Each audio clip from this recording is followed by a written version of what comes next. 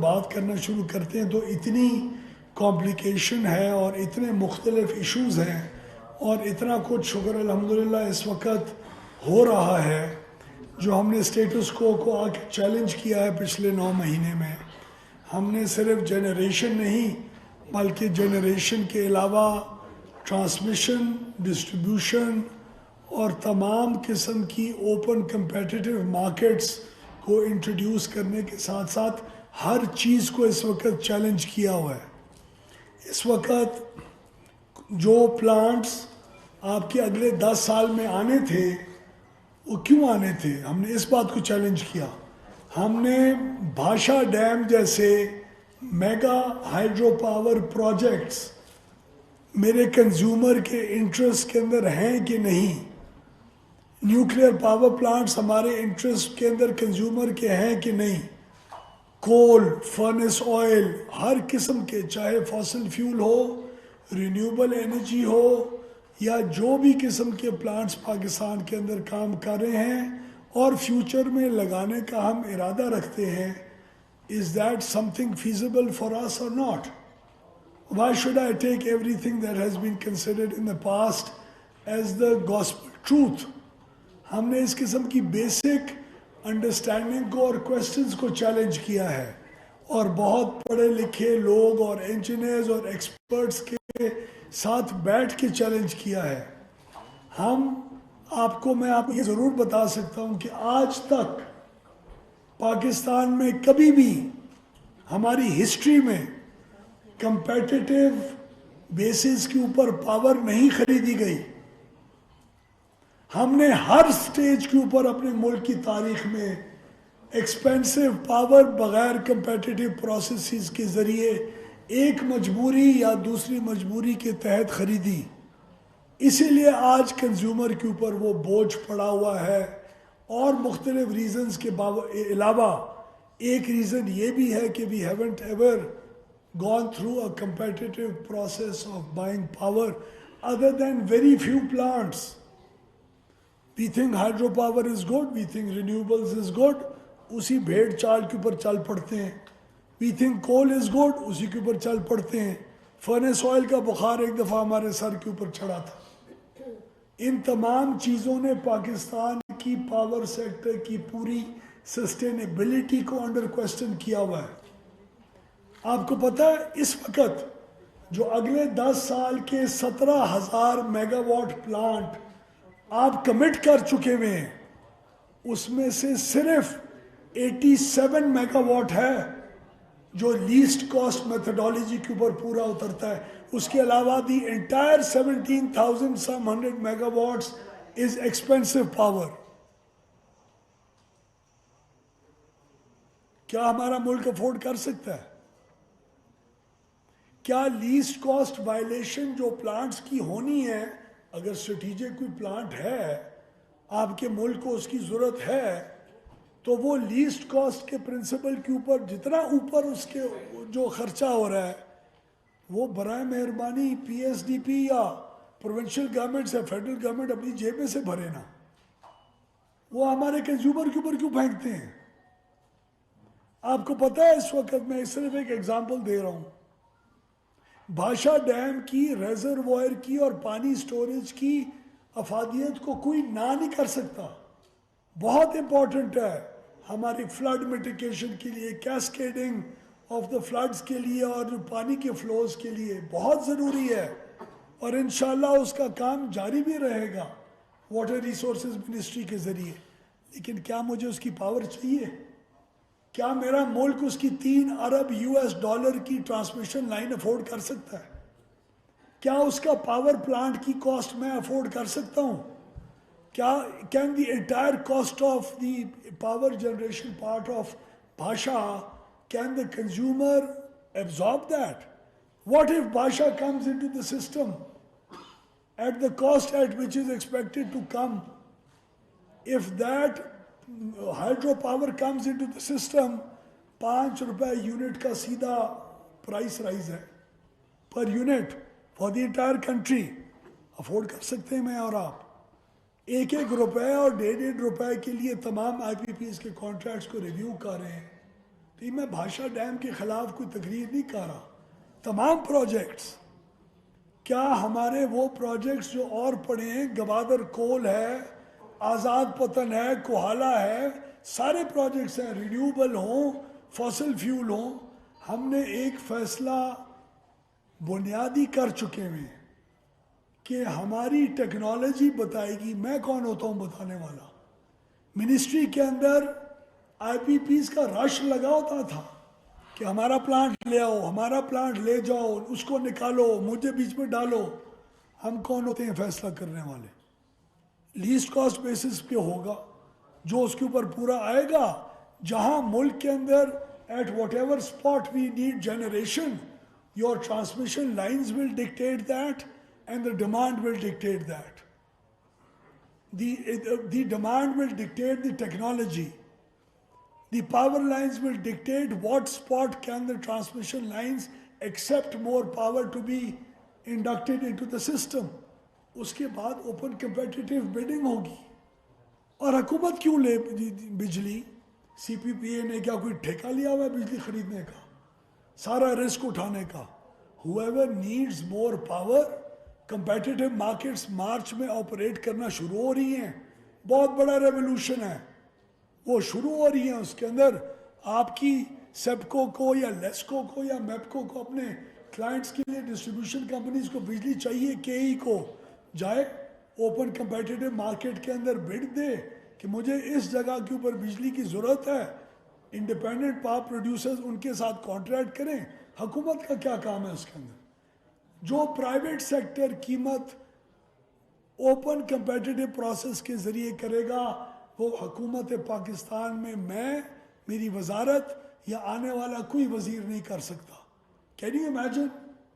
आज यूफोन और टेलीनॉर और इन मोबिलिंग जैसी कंपनीज के फैसले वज़ीर आईटी साहब कर रहे होते तो क्या होता? हमारा काम क्या है?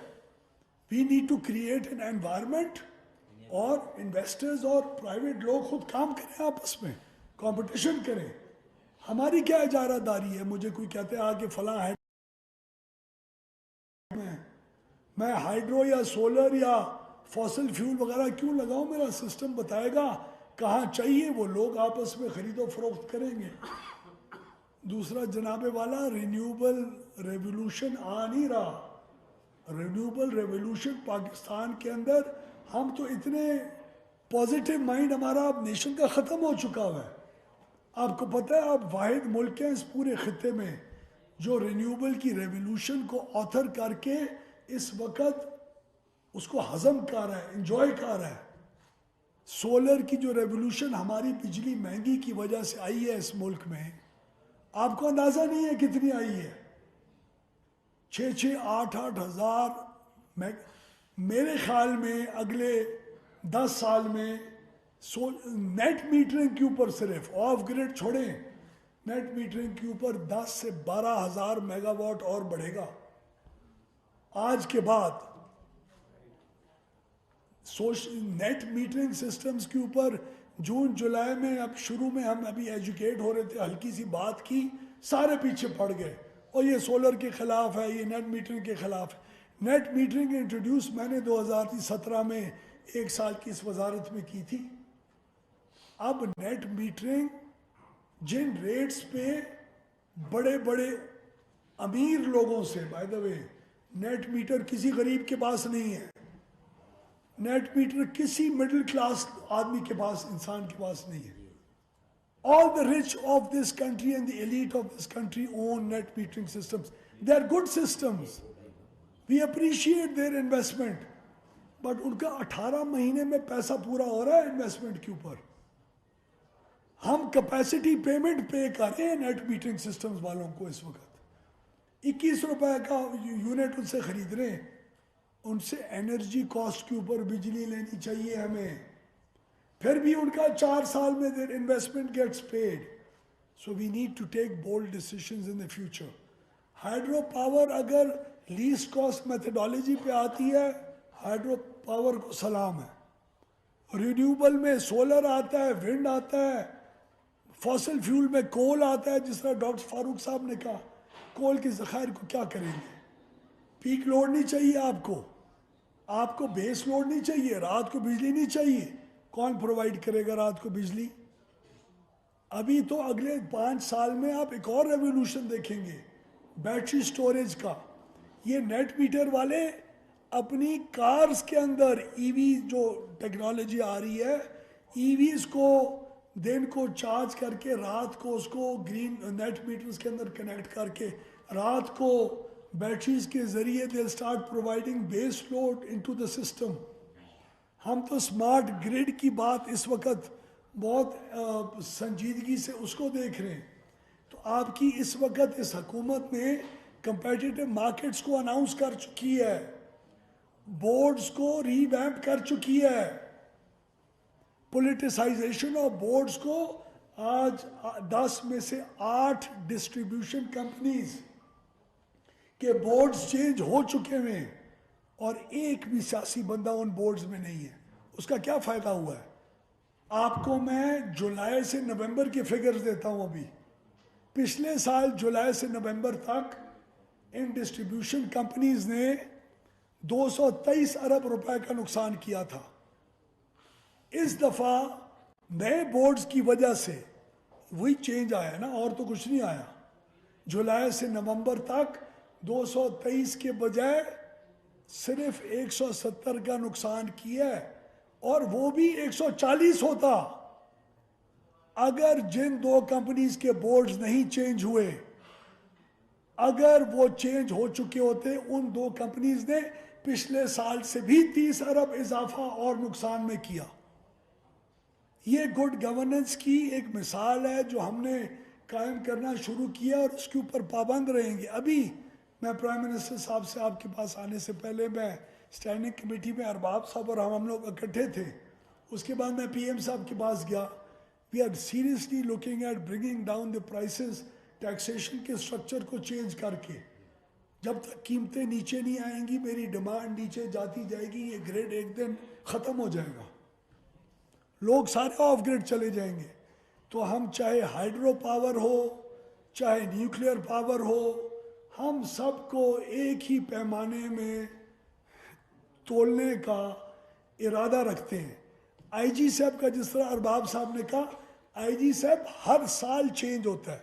तो आपके 1 साल के अंदर जो आपने देखा होता है कि मुल्क में हुआ है, उसके मुताबिक आप डिमांड सप्लाई के मुताबिक उसको आप वो ट्वीक करते हैं और दोबारा एक और इंट्रोड्यूस करते हैं। उसमें थोड़ा फ़र्क आता है, ज़्यादा नहीं आता, लेकिन ये एनुअल एक्सरसाइज है जो हर मुल्क में होती है।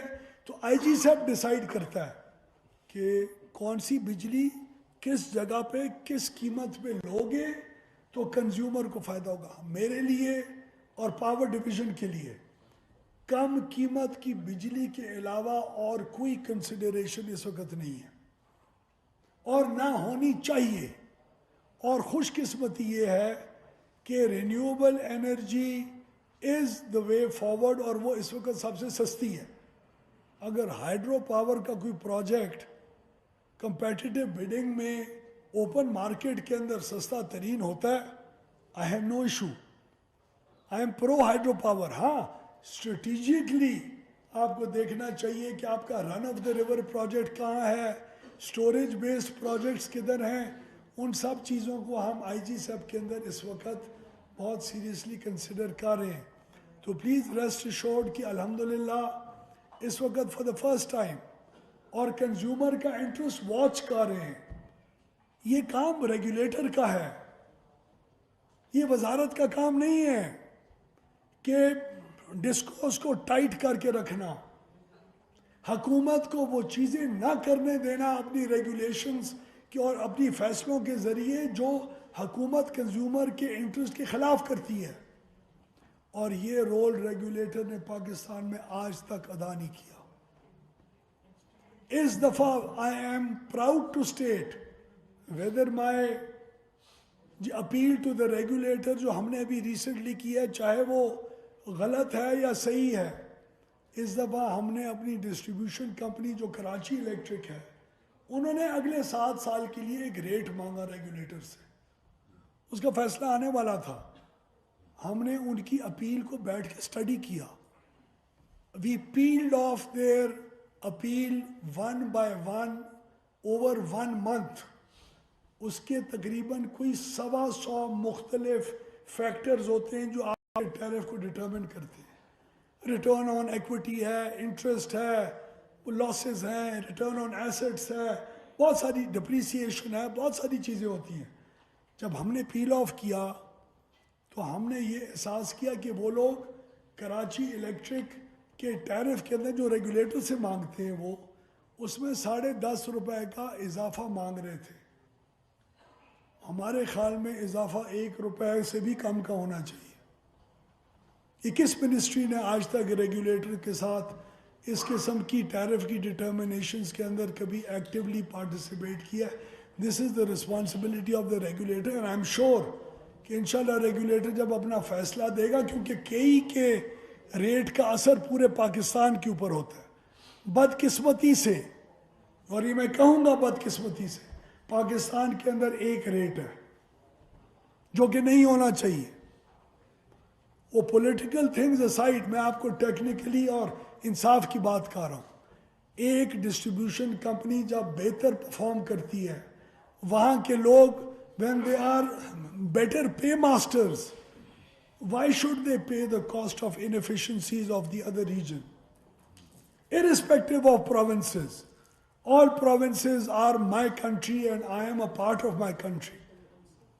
But I do not believe in this, लेकिन unfortunately इस वक्त यूनिफॉर्म टैरिफ है और ममालिक में नहीं है।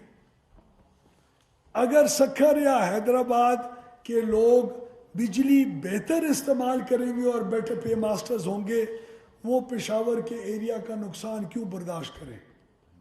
And vice versa, and Quetta and vice versa. तो ये भी बहुत स्ट्रक्चरल रिफॉर्म्स की शायद पॉलिटिकल तमाम स्टेक होल्डर्स को, हमारे जो भाई और बहनें बैठे हुए, हमें भी एट द पार्लियामेंट्री लेवल इन चीज़ों के ऊपर भी bold decisions for the betterment of the future.